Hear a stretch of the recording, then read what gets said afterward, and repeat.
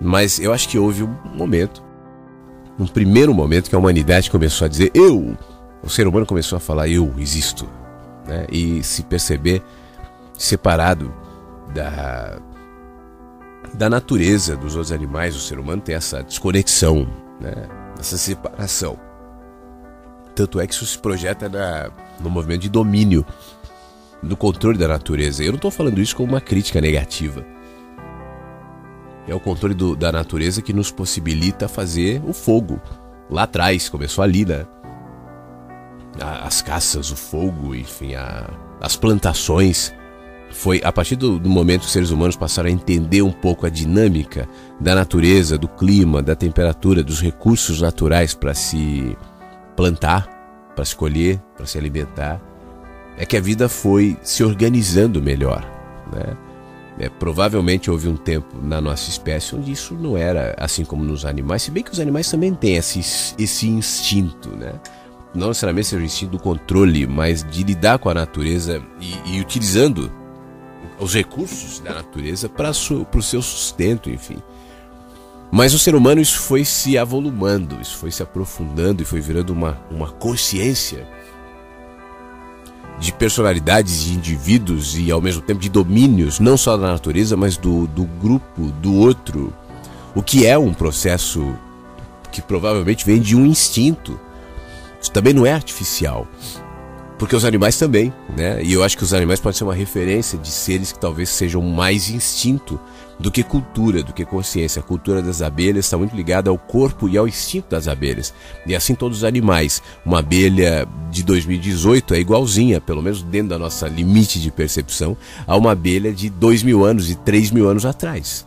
E assim os animais de alguma maneira. Se bem que a gente vai percebendo o movimento dos animais de aculturamento. Eles vão se parecendo mais com os seres humanos. Os antigos lobos e os atuais poodles talvez sejam exemplos disso. De como a gente vai projetando sobre o animal a nossa cultura também. E os animais vão ficando assim como a gente. Aliás, os cachorros, os gatos, os animais domésticos, eles são absolutamente espelhos daqueles que os cuidam, né?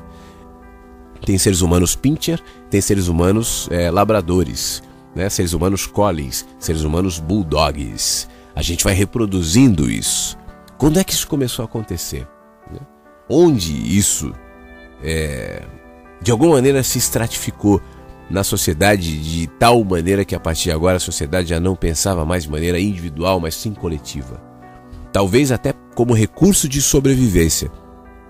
Nós somos mais fortes quando pensamos coletivamente, quando nos protegemos em massa. Um indivíduo no meio da caverna, ali, há milhares e milhares e milhares de anos, né? E o outro indivíduo na sua comunidade era diferente. O da comunidade não só era mais protegido, como tinha mais recurso para buscar alimento, para sobreviver. Então, repara como isso vai vindo de uma questão instintiva, essencial, natural, e depois do homem da comunidade ali perto da caverna, nós transformamos os condomínios fechados, enfim. E os agrupamentos, o grupo da igreja, o grupo da política, o grupo da família, o grupo do prédio, o grupo do trabalho, o grupo do WhatsApp. Os grupos do WhatsApp são reflexo disso também, né? Nós nos reunimos em grupo. E hoje nós temos os nossos grupos de WhatsApp. E amanhã quem é que sabe? Eu me lembro do poema Tabacaria, do Fernando Pessoa, que fala mais ou menos assim, que em determinado momento ele escreve as poesias e o dono da tabacaria tem a tijoleta, e vai chegar um tempo que as minhas poesias serão apenas lembranças, e a tabacaria também, e depois elas deixarão de ser lembranças. E ele fala, e vai chegar um momento onde nem a rua onde a tabacaria está, e nem os papéis que eu uso para fazer as poesias, e nada disso existirá, e nem esse planeta existirá, e haverá uma outra coisa, talvez um outro planeta, e nele uma outra história, te parece, de coisas parecidas com pessoas que farão coisas parecidas com poesias e com tabacarias. A gente está reproduzindo isso, do micro ao macro, aquela ideia que eu sustento aqui há muito tempo, né? Tudo que é macro, tudo que é inatingível, inalcançável, incognoscível, se projeta simetricamente no micro, onde eu tenho acesso e posso ver um grão de areia na minha opinião, tem representações imensas do universo. Uma célula fala sobre um corpo e um corpo fala sobre a vida. E tudo está falando sobre a mesma coisa e se reproduzindo de um jeito ou de outro, incluindo a nossa cultura. Nós somos seres culturais que estão reproduzindo no seu movimento cotidiano, induzidos pelo aquilo que a gente vai criando como sistemas, como valores, como pensamentos, como crença, como ética, como moral, como lei, como anseio, como necessidades, enfim. Um tocando no outro, um influenciando o outro, gerando esse movimento, essa roda que nós chamamos de humanidade, que no ano de 2018, no dia 20 de abril, nessa sexta-feira, se projeta desse jeito. Hoje a humanidade está, e a gente vai falar do que nós sabemos superficialmente. Alguém dirá do Trump, alguém dirá do Temer, alguém dirá do Lula, alguém dirá sei lá, do Edir Macedo, alguém dirá, e aí cada um dirá o que pensa, alguém dirá da sua empresa. A empresa está num momento muito bom, estamos aqui com novos clientes. Essa é a sociedade, nesse momento, a gente está aqui agora, nesse papo de louco, papo para poucos, né? Imagina falar isso numa TV aberta. A gente está aqui, sentados para que nada, não tem nenhuma razão. São 7h29 e a gente está aqui. Eu estou falando, você está aí ouvindo, pensando, desenvolvendo a sua crítica em relação ao que eu estou dizendo aqui. E essa é a sociedade nesse momento. Tem um monte de coisa acontecendo que a gente não tem ideia. Tem gente passando. Para um pouquinho, ouve o barulho do carro que passa aí perto. Ó. Ouviu? Tem gente no carro. Tá ouvindo algum outro barulho? Não. Passa. O que você tá ouvindo aí? Além de mim aqui. Esse barulhinho aí que você ouve do pássaro do carro, de alguma voz, isso representa um mundo, né? Como no texto do Rubem Alves. Cada um é um mundo, é um universo. Tá acontecendo aí, apesar das poucas distâncias, esses universos que se tocam, que se completam, que se influenciam, estão passando aí à sua volta. Tudo isso, né, para dizer que nós, eu, você, somos reflexos desse acumulado que há milênios vem se completando, vem se tocando, vem se influenciando, vem se modelando, vem se movimentando, criando uma sociedade que hoje chegou ao seu máximo ponto. Já não é mais. Segundos se passaram e quando eu disse a frase máximo ponto ficou no passado, já não é mais o máximo naquela frase, porque o máximo é agora. Bom, já deixou de ser, já se passou 2 segundos. Será agora? Ih, passou. Todos os agoras que eu disse já ficaram no passado. E que está em movimento constante, sem nunca parar, sem nunca parar. Agora me diz o seguinte, no meio disso tudo, o que é você?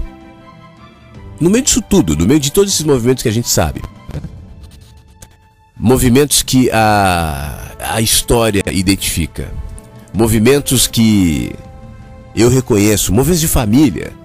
Um dia meu bisavô conheceu minha bisavó, e aí os pais não queriam, e aí eles conheceram meus avós, que então fizeram os meus pais, e os meus pais se conheceram assim, e aí então eu nasci.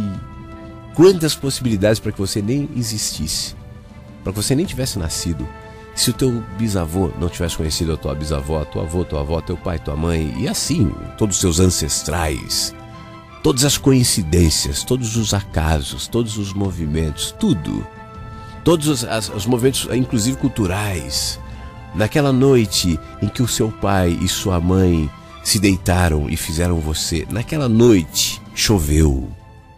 Se não tivesse chovido, eles estariam fazendo outra coisa, se deitariam 2 dias, um dia depois, e talvez não fosse você. A chuva. Você está aí, né? Você está aí. Mas vem cá, ainda que nós, apesar disso, a gente se nutre do nosso sentimento de indivíduo, de eu sou, mas que tipo de resposta é você?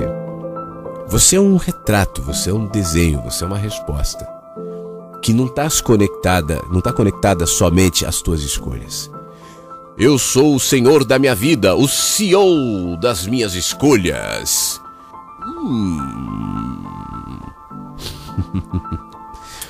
É? Mesmo? Você escolhe a sua vida, você é o CEO do seu mundo, o rei do meu universo. Sou Deus! Já dizia Jesus, vós sois deuses. Em qual perspectiva? Em qual perspectiva? Que tipo de resposta é você? Que tipo de resultado é você? De ajuntamentos, de escolhas, de movimentos, de produções culturais, de movimentos políticos, de crenças religiosas, de medos, de culpas, de vaidades, de vontades, de desejos, de intenções, de ideias subjetivas, de posturas objetivas, de milhares, milhões, bilhões de pessoas. Aí veio você. Lembra que no começo a gente falava sobre o começo das revoluções, que são reflexos de pequenos movimentos? Talvez eu e você sejamos a expressão desses pequenos movimentos que gerou o universo. Meu avô, minha avó, meu bisavô, minha bisavó, meu tataravô, minha tataravó, pessoas que eu nem sei que existiram e que, no entanto, estão na minha árvore genealógica. Então, como resultado disso tudo, surgiu este universo, que eu reconheço como eu, meu único universo. Eu sou o universo, eu sou o Flávio. Eu sou o Flávio, eu só conheço o mundo a partir do ano em que eu nasci, do dia que eu nasci, da hora que eu nasci. Isso foi se desenvolvendo com o tempo. Sou eu, sou essa coisa que não sei até quando existirá de maneira histórica. Essa semana, dois radialistas, um pai de um amigo meu, que é radialista também, e um outro aqui do Rio Grande do Sul, morreram assim de repente. Um deles, inclusive, no Rio Grande do Sul, morreu na redação. Trabalhava no SBT, ia apresentar o jornal, e aí tava lá preparando o jornal, infarto fulminante, cara com 58 anos, e eu fiquei pensando, na noite anterior, né? Ele não tinha ideia, disse que não haveria a próxima noite, seres frágeis, respostas frágeis, coisinhas frágeis, é isso que nós somos. É isso que nós somos, e continuamos nesse movimento de, sem saber quem somos, tentar entender na verdade o que eu sou. No meio desse monte de vetores, no meio desse monte de influências, no meio desse monte de pequenos movimentos, de coisas que eu não tenho ideia. Eu sei pouco da minha história. Meu pai conheceu minha mãe, meu avô era assim, minha avó era assada. Eu tinha um bisavô que era... Mas o que mais a gente sabe do cotidiano deles, dos pensamentos deles, dos medos deles? Como é que estava o meu tataravô, que eu nem sei quem foi? Na noite em que ele completou 18 anos e estava dormindo perto do Natal, e aí naquela noite ele acordou no meio da madrugada, e que pensamento ele teve? Por que ele acordou? Qual foi aquele pensamento? Aquele pensamento pode ter desencadeado uma série de outros movimentos pequenininhos que adiante geraria o meu bisavô, e por causa disso meus avós, e por causa disso os meus pais, e por causa disso eu. Tudo conectado. Tudo se movimentando, tudo se remodelando, mas tudo expressão de uma coisa só. Cadê os homens importantes? Cadê os líderes? Cadê os incontestáveis? Cadê Alexandre o Grande? Cadê? Cadê os imperadores? Cadê os impérios? Tudo isso acontecendo nessa coisinha. Pálido ponto azul do Carl Sagan, boiando aqui no meio do nada. Eu tô falando contigo agora. Tem uma janela aberta do meu lado, eu estou olhando o céu. Céu azul com nuvens, algumas nuvens. Sol predominando na capital dos gaúchos. Esse céu azul é uma ilusão, não é azul. A iluminação daquela estrela que eu chamo de Sol, projetada nos gases que envolvem a Terra, dão a ele essa coloração, que já contaminada pela poluição de uma grande cidade, me dá a impressão desse azul assim, meio degradê, mais clarinho, um pouco mais escuro em cima, e que eu chamo de céu, mas não é.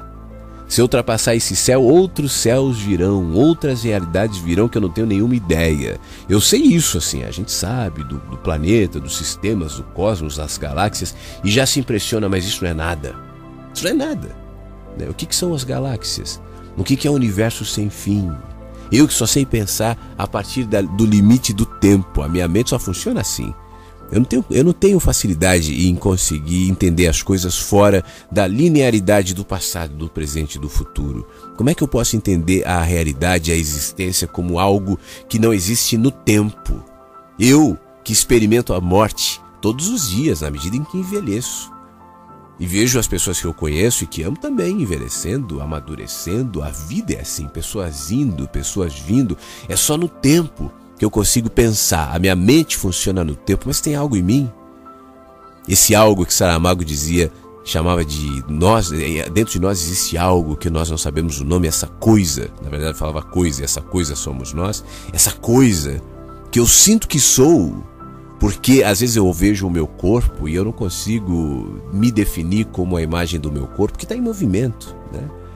Então essa coisa que eu sou existe sem tempo, fora do tempo. Eu ainda respondo, mesmo de maneira inconsciente, às sensações, a sentimentos, a situações do passado, que talvez eu nem me recorde, mas que estão alojadas em mim de alguma maneira, desencadeando respostas, movimentos, inquietações, culpas, posturas, rebeldias, porque um dia meu pai, porque um dia minha mãe, e eu ainda estou respondendo isso sem saber, na sociedade, nos governos, nas pessoas, eu que vivo no tempo, mas o tempo que não vive em mim. E aí eu fico tentando pensar o que é esse não tempo, nessa condição onde nós vivemos de infinito, universo infinito, universo sem fim, pensamento sem fim, humanidade sem fim, humanidade que talvez um dia acabe, planeta que um dia acabe, mas parafraseando Fernando Pessoa, que existirá de outra maneira, em outro lugar, fazendo coisas parecidas com Rádio Inverso, falando coisas do tipo as que eu falo, com outra linguagem, com outra perspectiva, de outro jeito, de outra maneira, para outras pessoas. Talvez nem usando voz, talvez nem usando vocabulário, talvez isso fosse coisa, fique no passado, seja coisa de pessoas antigas. Você consegue entender, não? O que eu estou querendo, nesse longo papo aqui, te despertar? Nesse meio de tudo, onde é que você está? Quem é você? Quais são as tuas importâncias? Mesmo, eu vou comprar uma casa própria. Não, eu vou ser, o meu chefe gosta de mim. Meu chefe diz que eu sou um bom funcionário. Vou prosperar na empresa. Legal. Estou estudando, vou me formar. Estou fazendo meu TCC. Terminar o meu TCC, serei um doutor. Poxa, sensacional. Veja, eu comprei um carro maravilhoso. Legal, é bom, eu gosto de dirigir. Mas vem cá, o que é você? Você que se sente, eu sou, reconhecer, sou famoso. Legal. Mas no meio desse contexto, desse universo de milhões e bilhões, essa fama é o quê? Vai ficar onde? Serve pra quê? Te fará o quê? Aí você vai me dizer, então, olhando assim, a vida perde sentido. A gente precisa de sentidos para viver. E eu concordo, os seres humanos precisam de sentidos para viver. Quando a gente dissolve a nossa importância nessa realidade macro, de bilhões, trilhões de seres existentes, entre os quais nós, aí eu vejo aquela imagem de um formigueiro de milhares de formigas, e aí eu fico vendo aquelas milhares de formigas, vejo uma formiga e penso, essa formiga se sente especial, ela é única, é o único mundo dela, é ela. Quantos universos esse formigueiro? Assim somos nós. E a gente olha e fala, e agora? Como é que eu, que não sou assim tão especial quanto eu pensava, como é que eu posso desenvolver o meu sentido da vida, o meu sentido de viver, os meus planos, os meus objetivos de mudar o mundo, a minha necessidade de convencer os outros da minha religião, da minha ideologia, das minhas verdades, vai servir para quê? E as guerras, e as pessoas fortes, e as pessoas que eu admiro, formiguinhas também? Eu acho que sim. Eu acho que sim. E o sentido da vida? Não sei. Eu acredito que a vida tem muitos sentidos. E é isso que me gera descanso, porque às vezes o sentido da minha vida tem a ver com estar aqui. Agora, por exemplo, estou sentado aqui, totalmente anti-radiofônico, profissionalmente falando, um papo longo que, se eu tivesse uma rádio comercial, já teria um coordenador artístico me ligando, ouvindo aqui, falando, tá falando muito, toca uma música, as pessoas não têm paciência, depois você volta e fala mais. Ou, enfim, o meu mundo pode se tornar o momento que eu saio para caminhar, né? E de pequenos em pequenos movimentos eu vou ganhando sentido na vida. Não são os macros, são os micro. E a partir do significado de cada micro eu vou percebendo. Quando eu paro para olhar o formigueiro, quando eu paro para olhar a beleza que é um ser humano, quando eu paro para ver o espanto que é o nascimento, quando eu paro para ver o espanto que é a morte, quando eu paro para ver a maravilha indecifrável que é o universo. Eu me lembro dos meus primeiros pensamentos assim, a criança, deitado no chão, olhando para o céu estrelado e pensando, pô, caramba, né? Onde é que isso termina? Será que termina? Tem uma parede, tipo o show de Truman, lá no final? E se houver essa parede, é possível que atrás da parede haja outra coisa. Porque se tem um limite ali, deve ter outra coisa, nem que seja concreto atrás da parede. E depois o concreto? E se não houver parede? Aí a gente fala, e o universo? Onde é que começou o universo? A gente está aqui. Aí alguém vai dizer, foi o Big Bang, uma explosão, tal. O outro dirá, não, Deus estalou os dedos, haja luz, plá, o universo. Mas tanto para uma quanto para outra pergunta, eu posso dizer, mas antes do Big Bang era o quê? Existem teorias. Tem teorias que dizem o seguinte, esse universo que nós vivemos e que nós conhecemos, os planetas e toda a organização do universo, é um dos universos que um dia já existiu. Que assim como ele está no movimento de expansão, um dia ele retrairá. Nessa retração, ele se torna absolutamente condensado, o que em parte se vincula à explicação do Big Bang, que diz o Big Bang foi a explosão de uma bola de gude, de tão condensado que estava o universo. E essa bola de gude explodindo foi gerando os planetas, o universo e tal. Mas eu pergunto, e onde estava a bola de gude? E antes da bola de gude? E o que era a bola de gude? Né? Ou Deus criou o universo, foi Deus que estalou os dedos. Tudo bem, e antes de Deus? E antes de Deus criar o universo? Não, Deus sempre existiu. Não, o universo sempre existiu. De um jeito ou de outro, nós vamos cair no para sempre, no eterno. Dê a ele o nome de Deus, de universo, dê lá o nome que quiser. Mas algo que partiu do nada não entra na nossa cabeça. Porque se algo partiu do nada, o nada gerou algo. O que fez com que o nada gerasse algo já me alimenta a ideia de que no nada havia algo. Porque do nada, nada gera, nada é gerado, nada é nada. Dá nó, né? Mas é nisso que nós estamos inseridos. Esse é o não-tempo. Nós pensamos nessa linearidade, mas nós vivemos no não-tempo. E agora, hein? Você acha que o curso de física quântica vai te ajudar a saber quem você é? Você acha que o pensamento do mestre fulano é suficiente para você saber quem é você? Eu acho que jamais saberemos, na verdade, quem nós somos. Até porque o que eu sou inclui todos os que foram antes de mim. O que eu sou te inclui. O que eu sou inclui os que virão. E eu não tenho como saber, porque eles, na linha do tempo, eles ainda não existem. Eu sou uma expressão, eu sou uma resposta. Eu sou um fragmento dessa coisa maior, que individualmente no micro eu chamo de eu. Mas no macro eu sei que eu somos nós.